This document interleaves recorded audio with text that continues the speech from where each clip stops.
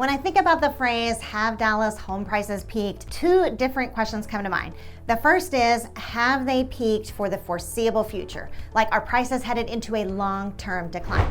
We would call that a sustained price drop. And the second is, have prices peaked for the year? Okay, in which case we'd be looking at a seasonal price drop. And I think to understand the difference, June of 2022 really spells it out for us. That year, we saw home prices hit an average of $489,000, only to collapse by the end of the year to $426,000. I mean, that's an 8.7% drop in 6 months. And there was a lot of excitement that we were gonna see a sustained decline, that home prices were finally going to return to pre-pandemic levels. And it was exciting to see the opportunities. Because it's not uncommon to have people tell me they wanna see prices come down to pre-pandemic levels, right? When we talk about, have prices peaked and prices coming down from here, a lot of times this is the benchmark. Between the pandemic in 2022, we had a season of home prices going up very rapidly due to low interest rates and cheap money.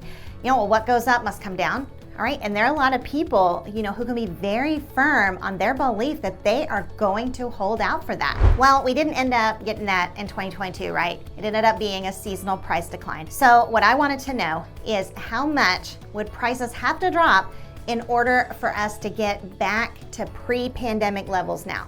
Like, what would it take for us to get to those levels?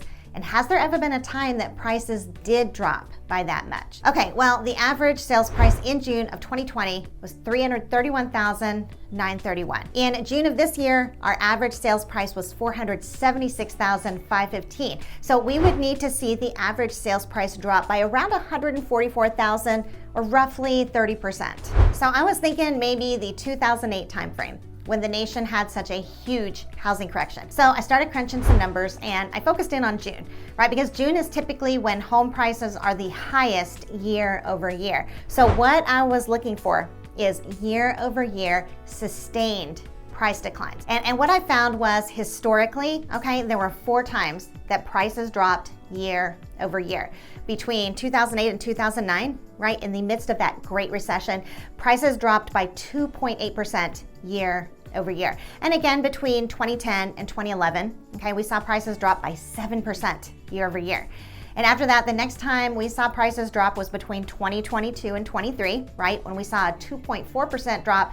And then between 2023 and this year, we saw a 0.02% drop. So historically, the highest we've seen in a sustained year over year price drop is 7%. But what I wanted to explore is what would cause home prices to drop by a more significant amount than they've done historically.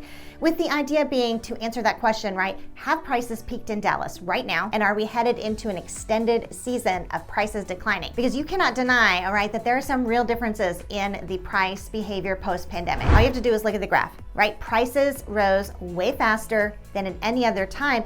And you would have thought you would see those prices go back down. I've had a few people ask me, Wendy, all right, what's your definition of a housing crash? Well, my rather informal definition is if the market breaks seasonality. And remember, in 2022 to 23, that's what we were watching out for but didn't end up seeing. So to get an answer to the question, have home prices peaked for good, we'd have to ask ourselves, how is 2024 different? Because historically, we haven't seen a year-over-year price drop of more than 7%. And that includes the mortgage meltdown, right, of 2008. We would have expected to see a big correction then. So I went to Business Insider, where writer Molly Grace reflects on the same question in her article, what are the key signs of an impending housing market crash? And here's her answer. If home buying demand suddenly drops, or there's an oversupply of homes, that could cause a housing market crash. Increasing mortgage rates, a ramping up of new home production, or an economic downturn can lead to housing market crashes. All right, let's explore each of those signs, starting off with home buying demand dropping and an oversupply of homes. Now, this is a big one, because I can tell you right now that home buying demand and the supply of homes has changed in a huge way this year. You'll see this in the amount of homes for sale metric, okay? Check this out. For example, in Denton County, the number of homes for sale is up 35.6%. In Collin County, homes for sale is up 61.3%. In Rockwall County, homes for sale are up 38.5%. Dallas County homes for sale are up 48.5%. In Kaufman County, we see homes for sale are up 34.8%. So when it comes to our first metric, home buying drops and an oversupply of homes, that's a resounding yes. The next thing she lists are increasing mortgage rates. Well, mortgage rates going up in 2022, all right, those definitely contributed to a big price drop in the fall. And higher mortgage rates have also held the market in check. So instead we've had like small gains and small losses. Well, Allie J. Yale from Yahoo Finance comments on this saying, since late 2022, mortgage rates have jumped to between 6% and 7%. And in fall 2023, they nearly eclipsed 8%, marking the highest 30-year mortgage rate seen in over 2 decades.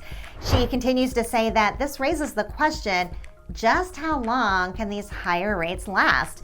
And when, if at all, can they expect mortgage rates to go down enough for monthly payments to become a little more manageable? And I think we're all asking that question. We know that the Fed raised rates due to inflation and has held them there. So what does that tell us about them potentially lowering rates? Well, according to Evan Luchaco, home loan specialist at Churchill Mortgage, in order to see rates improve, we need to see inflation numbers decreasing, new job creation slow down, and potentially unemployment filings to increase. The article continues saying that Luchaco expected this could start happening toward the end of the year.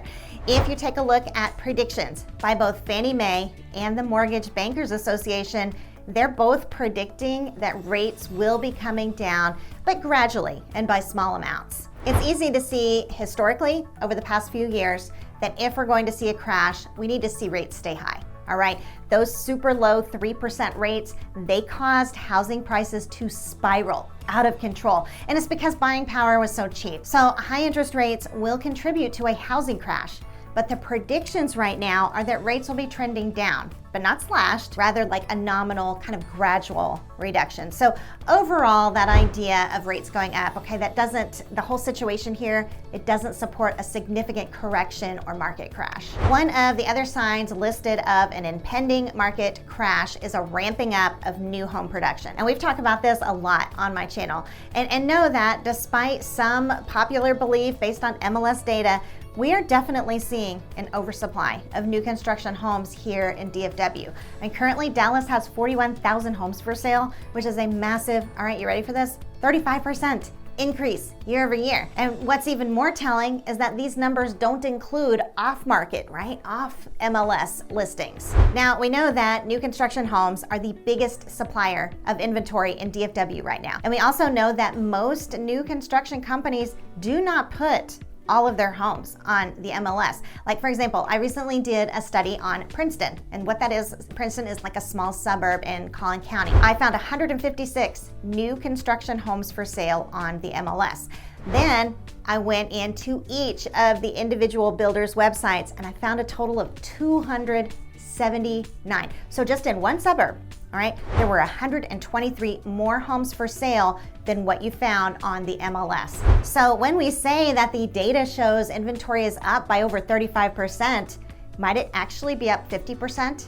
Or even more, like if we took all of the unlisted new construction homes into account. So this is definitely a pretty big arrow pointing to oversupply. Another big indicator we don't think about in regard to this is that apartment production is also up in a huge way. I mean, Dallas has really overbuilt apartments, and that is driving rents down. Never mind all of the new master planned rental communities. A softening rental market will affect housing sales because people may just choose to not buy. Again, I think we have a pretty significant argument here for an oversupplied market. So housing crash indicator number 3, I would say we have it. Next on the list is an economic downturn. Now, I found this to be an interesting statement in the article by Molly Grace because typically housing markets tend to do better during a recession. The process goes something like this. We have an economic downturn, the Fed lowers rates to spur the economy, and then we have housing as being, of course, one of the most sensitive sectors to interest rate changes. When rates go down, affordability improves, and the threshold for qualified buyers also increases. Now, all right, let's just say we have record unemployment. All right, in that event, it doesn't matter how low rates go. If you don't have a job, you're still not going to qualify for a loan, right? So I can see from that standpoint that unemployment could contribute to a sustained price drop. We have been seeing signs of a softening market, and many say we're headed into a recession. In an article by Reuters, Ann Saffer states, an unexpectedly weak U.S. employment report featuring a post-pandemic high in the jobless rate has rekindled worries a recession may be in the offing that would dash the Federal Reserve's hoped for soft landing for the economy. So there definitely may be something to it. The unemployment rate rose in July for a fourth straight month to 4.3%, nearly a full percentage point above its January 2023 low and the highest since October 2021. But they continue saying that once the unemployment rate heads upward with that kind of momentum, it does not typically stabilize until the Fed cuts interest rates. Now, as I was kind of mulling over this article, my issue with this is that Dallas is a job hub. And it's not just focused on one industry either. It's a diversified job hub, it encompassing like numerous industries, and also historically it's always had lower unemployment than the national average. For example, Arcelia Martin with the Dallas Morning News reports that in July, Texas's seasonally adjusted unemployment rate registered at 4%. or 0.1 percentage point below the national unemployment rate. And again, that was for July.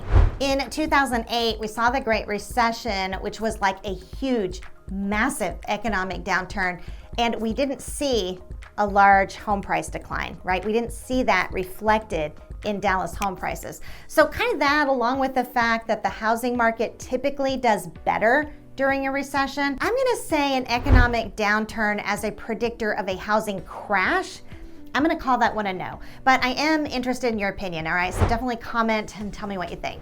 Ultimately, I think of the 4 reasons, more homes for sale and more new construction are your most contributing factors to bringing about a sustained price reduction. And I think that's tempered though by the fact that interest rates are trending downward. And if the economy is in a recession, that will lower interest rates even further. So interest rates declining improves affordability, which generally causes prices to go up, not down. So we have 2 factors contributing to the possibility of a sustained price decline, and really 2 factors that really don't. That all being said, there is a whole other factor we haven't talked about, and that is the current level of unaffordability here in the DFW area. There is a serious housing shortage of affordable homes. All right, Nick Wooten reports that more than 367,000 homes and 181,000 apartments have been built in the region over the last decade. And yet there's a shortage of affordable housing. You'd think such a surplus would lead to at least some increase in affordability, but Wooten continues, prices have exploded in the last 4 years. Incomes haven't kept pace. Just take a look at this chart comparing median home prices and median household incomes in DFW. I mean, you can see that in 2023, the average DFW home cost 4.4 times the region's median household income. Area residents need to make more than $116,000 to buy a home. And to a lot of people in DFW, a salary of that price range is totally out of reach. The article continues, entities that track the housing shortage in Dallas, the Metroplex, and the nation use different parameters, so their counts differ, but overall they agree there's not enough affordable housing. Ultimately, at the end of the day, when we compare homes entering into a period of sustained price decline versus season over season declines, we already have an answer to one, but not an answer to the other. Like, we haven't yet seen a sustained housing correction, which is not to say that it won't happen, but we don't have a historical reference of it happening. In other words, it's never happened before now. Now, seasonal price drops. All right, that's another story altogether. We overwhelmingly see prices drop every season to almost as high as 10%. In fact, if you take a look at the data from June to January, for example, all right, every year for as far back as Netris Trends tracks data, we see a minimum of 8% drop and up to a 9.6% drop in home prices every year on a seasonal basis. Ultimately, if you want to take advantage of seasonal price declines, your best bet is to buy like in that September, October, through December timeframe, closing, towards the end of the year or January. And remember, the reason for that is January is when we see the lowest home prices. And those are homes that were like searched out, researched, found, and then went under contract during those fall months. Now, I know that we personally have negotiated spectacular discounts during those times. And this is compelling because the highest decline we've seen historically year over year, right, year over year, is 7%. But on a seasonal level, for example, between 2021 and 22, we saw a drop of 9.62%. So if you were buying $1 million home, you would save what? Something close to $40,000 on the same exact home just from buying in January instead of June. In 2022 to 2023, we saw a price drop of 8.7%. And then last year we saw a price drop of 9.3%. So, I know personally this sounds like really counterintuitive, but I routinely advise our buyers that if their timeline is flexible, that they really should wait until the fall. Now, the truth is there will be less inventory then, okay? There will be less homes to choose from, but still, the price savings are incredible. Now, if you believe in a sustained housing correction, if you want to keep an eye out for that level of correction, the time you'll watch for is the spring. If home prices drop by their typical 9%, right, over the winter months, and then in the spring, they keep that, aggressive and substantial level of dropping, all right, you're gonna know we've hit a sustained correction. The one issue with that though is that you see the data retroactively after it's happened, right? So if you're waiting until March to see if home prices push past seasonality, the sales prices you see are from homes that went under contract in February, right? So then prices are going up by then. And it is possible, and I've seen it happen, where you get caught in a loop of waiting until next fall. So you really won't know if this kind of correction is happening until after it's well into effect. And again, that's because we don't have a historical basis for it. Seasonal price drops, again, they're a given. They're a beautiful gift you get in Dallas every year. I haven't really gotten into too much detail about that here, but if you're interested in learning more about seasonality, I definitely recommend watching this video right here. In the meantime, Wendy out.